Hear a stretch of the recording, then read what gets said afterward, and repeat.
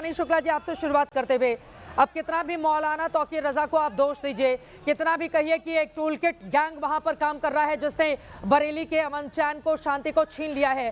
सरकार आपकी है, प्रशासन आपका है, क्या कर रहे थे लोग जब हालात इस तरह से बिगड़े वहां पर? तो मनीष शुक्ला जी देखिए, पिछले 5 तारीख से लगातार एक षड्यंत्र ये किया गया है कि आई लव मोहम्मद।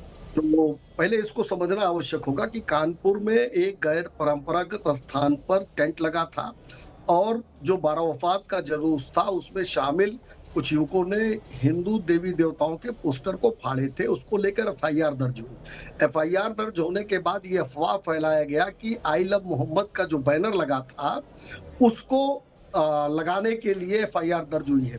यद्यपि तत्काल वहां के डीसीपी त्रिपाठी जी ने इस बात को क्लियर किया था कि ये एफआईआर गैर परंपरागत जुलूस या तोड़फोड़ के आधार पर किया गया था, लेकिन पूरे उत्तर प्रदेश में नहीं पूरे देश में आप ट्रेंड देखेंगे कि एक षड्यंत्र किया जा रहा है।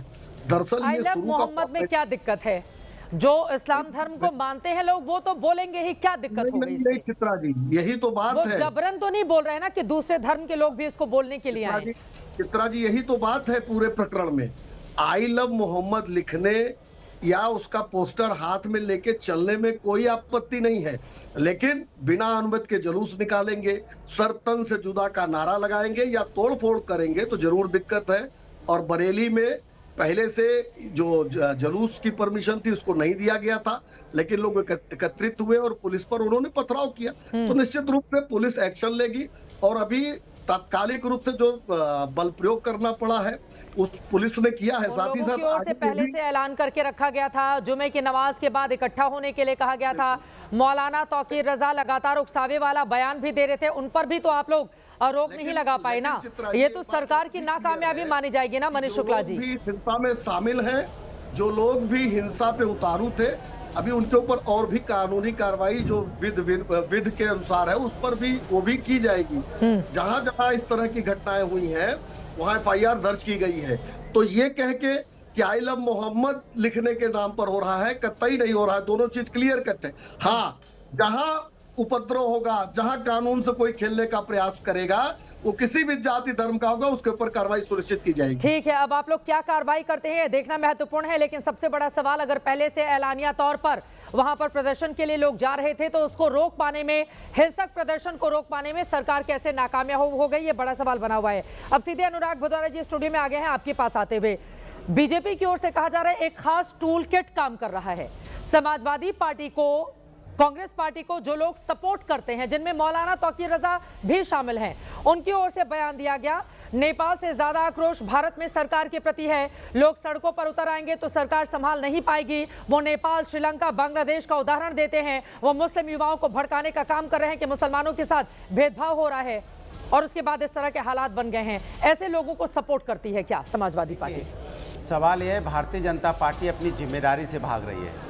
जब एक घटना आपको याद होगा कानपुर में जब पहले शुरू हुई थी, आई लव मोहम्मद जब स्टार्ट हुआ था और जिस तरह से वहाँ पे पोस्टर हिंदू धर्म के जब पोस्टर लगे थे, फाड़े गए थे या उस पर लाठी बारिश हुई थी, तो पुलिस खड़ी थी। पुलिस अगर उसी समय ठोक के कार्रवाई कर देती और सोशल मीडिया पे जिस तरह से चीज़ें वायरल हो रही थी उस पर रोकती, और जो सोशल मीडिया पे जो लोग वायरल कर रहे थे इस चीज़ को, इससे खिलवाड़ कर रहे थे, उन पर भी ठोक के कार्रवाई करनी चाहिए थी। मैं तो बार बार कहता हूँ, कोई व्यक्ति किसी भी धर्म जाति का हो, अगर समाज के अंदर में नफरत फैलाने की बात करेगा, समाज के अंदर में इस तरह का माहौल क्रिएट करेगा, उसके ऊपर ठोक के कार्रवाई होनी चाहिए। भारतीय जनता पार्टी लगातार ये चीज इस पे काबू करने में फेल क्यों हो रही है? आपने बताया कि घटना देखी होगी, जब अभी वो कार्रवाई करे फिर आप लोग आ जाएंगे कि वो तो युवाओं के ऊपर एक्शन ले रही है, मुसलमानों के खिलाफ एक्शन लिया जा रहा है। नहीं, बचाव से ये पत्थर वो जरा दिखाइए, छोटे से बच्चे की पत्थरबाजी वाली तस्वीरें। अनुराग जी से इस पर मैं जवाब लूंगी। छोटा सा बच्चा, बमुश्किल 14 साल से कम की उम्र का, वो पत्थर फेंक रहा है पुलिस वालों के ऊपर। जिस तरह का वीडियो आया है, वीडियो को देखकर हम लोगों ने ये अंदाजा लगाया, और जो खबर भी ग्राउंड जीरो से आ रही है। ये तस्वीर देखिए, छोटा सा बच्चा काले रंग के कपड़े में है, वो दौड़ता हुआ आता है, पत्थर उठाता है, फेंकता है। छोटे छोटे मासूम बच्चों को हम हथियार बना रहे हैं। तो वही तो मैं आपसे पूछना चाहता हूं, उत्तर प्रदेश की सरकार और पुलिस क्या कर रही है? समाज के अंदर अगर इस तरह का माहौल बन रहा था तो पुलिस प्रशासन क्या कर रहा था, यही तो सवाल है। कैसे हो जाता है? बदायूं में भी पत्थरबाजी हो गई थी, पुलिस मौजूद थी, पुलिस सैनिटाइज नहीं कर पाई। इसी तरह कासगंज में हुआ था, श्री रामगोपाल मिश्रा जी की मौत हुई थी, पुलिस तब भी सैनिटाइज नहीं कर पाई थी। आज भी पुलिस की जिम्मेदारी, प्रशासन की जिम्मेदारी बनती, क्यों नहीं सैनिटाइज कर पाती? क्यों नहीं उसको पता चल पाता है कि इस तरह की घटना होने वाली? क्यों नहीं उसको रोकने में नाकाम क्यों हो रही है? कमाल की बात है। आप रोकने में नाकाम होते हो, आपका पुलिस सिस्टम फेल हो रहा है, आपका एलआई डिपार्टमेंट फेल होता है, आपका इंटेलिजेंस डिपार्टमेंट फेल होता है, जिम्मेदारी विपक्ष में डालना चाहते हो। हम तो कहते हैं कि कोई भी जाति धर्म का व्यक्ति हो, समाज के अंदर माहौल खराब करने की कोशिश दिखाइए रोहित अग्रवाल जी को। अग्रवाल जी जवाब दीजिए, क्या गलत बोल रहे हैं अनुराग भदौरिया? वो कह रहे हैं कि जो जिम्मेदारी सरकार की है उसका ठेकरा आप लोग विपक्ष पर फोड़ना चाहते हैं। रोहित अग्रवाल जी के ऊपर कोई ठिकरा नहीं फोड़ा। विपक्ष से वैसे भी हमें कोई उम्मीद नहीं है कि कोई जिम्मेदारी ये निभा पाएंगे विपक्ष होने के नाते। तो इनसे ना तो हमें उम्मीद है ना जनता को उम्मीद है, तो इसलिए कृपया करके अपनी भी स्वयं न थपथपाएं।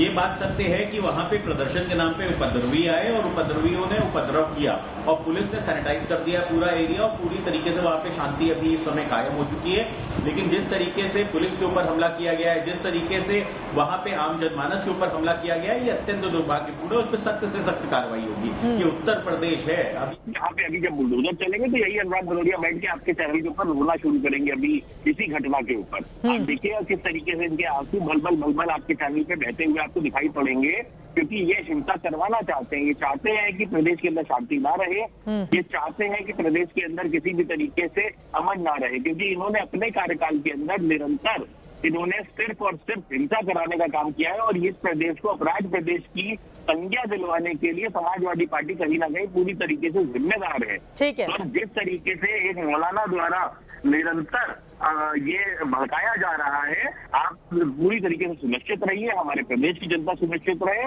पूरी तरीके से सख्त कार्रवाई की जाएगी। और उन्होंने तो भड़का कर देखिए क्या करवा दिया। अब बरेली का जो आम आदमी है जिसका कोई लेना देना नहीं है ना इस प्रदर्शन से, ना पुलिस वालों से, ना सरकार से, ना विपक्ष से, लेकिन वो तो पिस रहा है ना मौजूदा वक्त में। उसको तो अपने घरों में कैद करने के लिए मजबूर कर दिया आप लोगों ने। बरेली में अमन चैन शांति जो कायम थी उसको तो छीन लिया गया। अब न जाने कब वो वापस लौटेगी। अभी तो पुलिस वहां पर है तो फिर पुलिस की ताकत से शांति बना कर रखिए, लेकिन उसके बाद हालात वहां पर बिगड़ेंगे। ये सवाल मैं आ रही हूं एक बार। अतुल लोंढे पाटिल जी कांग्रेस पार्टी के प्रवक्ता हमारे साथ हैं, लेकिन ये जो तौकीर रजा साहब हैं बरेली के, जो लगातार भड़काने का काम कर रहे हैं मुस्लिम युवाओं को, अतुल लोंढे पाटिल जी क्या उनकी बातें आप लोगों को भी सूट करती हैं और आप लोग उनको बढ़ावा देने का काम करते हैं? तौकीर रजा ने कहा राहुल गांधी वोट चोरी का मुद्दा उठा रहे हैं, ये केवल एक राज्य तक सीमित नहीं है बल्कि पूरे देश का मुद्दा है। चुनाव आयोग सरकार के दबाव में काम कर रही है। एनआरसी पर वो बोलते हैं, वो कह रहे हैं मोदी हमारे प्रधानमंत्री हैं लेकिन सनातन के प्रधानमंत्री बने हुए हैं, हम नमक हलाल हैं, हमने कभी बीजेपी का नमक। ये कौन है मौलाना तौकीर रजा? बीजेपी का नमक नहीं खाया और मोदी का नमक नहीं खाया। तो इस तरह एक सेकंड, ये जो विपक्षी दलों के मुद्दे हैं उस पर हाँ में हाँ मिला रहे हैं, और क्या विपक्षी दल इसी वजह से इनको सपोर्ट कर रहे हैं? अतुल लोंढे पाटिल जी देखिए ना चित्रा जी, कहां से कहां आ गए हम जा रहे हैं। एक छोटा बच्चा जिसे पता ही नहीं होगा कि क्या धर्म होता है और क्या उसके टेनेट्स, क्या मान्यताएं होती है, वो पत्थर लेके हाथ में खड़ा है, तो ये इतनी बड़ी असफलता एक समाज के तौर पर हमारे आपकी सबकी है। बिल्कुल बिल्कुल। और मुझे एक बात बताइए कि जिस देश में देश के मंत्री, हमारे यहाँ नीतीश रानी जी है, वो मस्जिद में घुस के मारने की बात करते हैं, क्या ये शोभा देता है?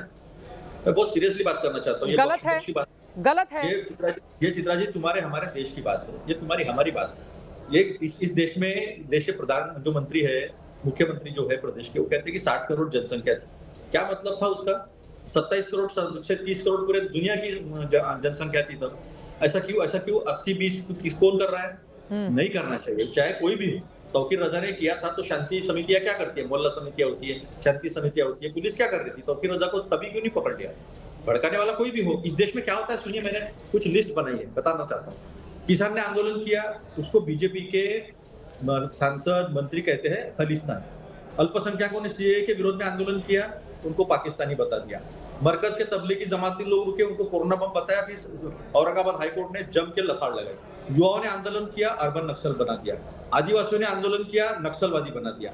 लद्दाख के युवा पूर्ण राज्य की मांग कर रहे, 5 साल से आंदोलन चल रहा है। जो हुआ गलत हुआ, हिंसा का समर्थन कभी नहीं होना चाहिए। अतुल पाटिल जी, आप जो उदाहरण दे रहे हैं वो बिल्कुल सही बात है, लेकिन उसमें से कुछ ऐसे भी मामले, अब किसानों के आंदोलन में कुछ अराजक उपद्रवी तत्व थे ना, जिन्होंने लाल किले में जाकर तिरंगा के ऊपर उन्होंने झंडा फहरा दिया था किसी धर्म विशेष का।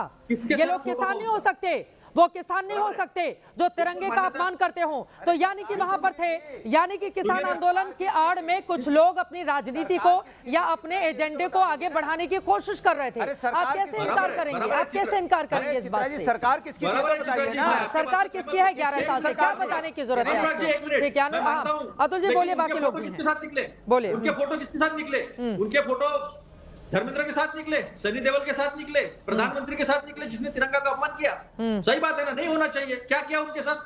आज मैं कहता हूं कि I love Mohammed, I love Mahadev, ये हमारी व्यक्तिगत निजी मसला है जो हमें संविधान देता है। आज क्या जरूरत है?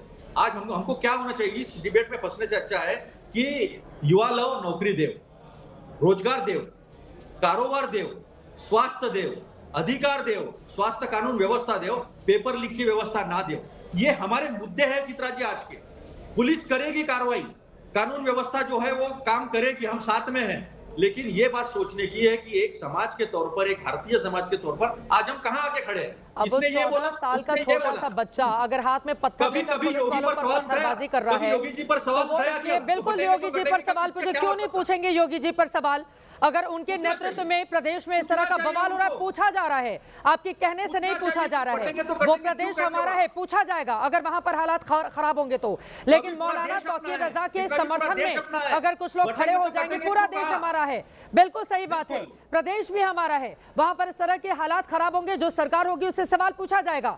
लेकिन सवाल यह है, मौलाना तौकीर रजा के समर्थन में कौन लोग खड़े हैं?